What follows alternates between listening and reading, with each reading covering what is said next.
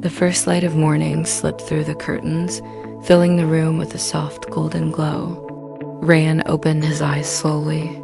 For a moment, he simply looked at the sleeping face beside him, committing every detail to memory. There was a faint smile on her lips, and her hand was resting on his. Gently, he reached out, tracing patterns on her palm. The skin beneath his fingertips felt warm and alive. Aisha stirred, her eyes fluttering open.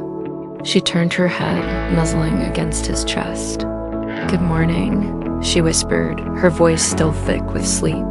"Morning," he replied, his heart swelling with a love that words cannot contain. He didn't want to wake her when she looked so peaceful, but the sight of her sleeping there, so beautiful and unguarded, had taken his breath away.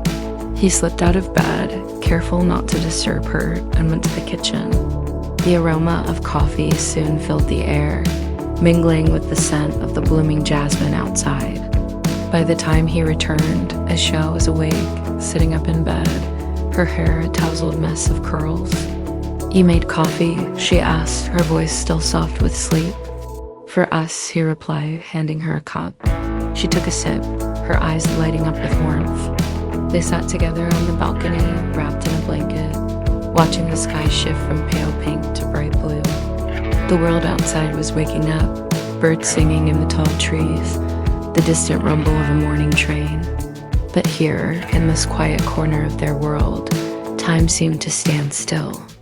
All that existed was the soft fabric between them, the steam rising from their cups, and the gentle touch of the morning breeze. Aisha leaned her head on Rayan's shoulder and whispered, "Mornings are my favorite, because they start with you." He smiled, kissing her forehead. "And every day feels perfect, because it begins with us." In that simple, quiet moment, the morning became more than just the start of a day. It became a memory of love, of warmth, of two souls that found solace and joy in each other's company.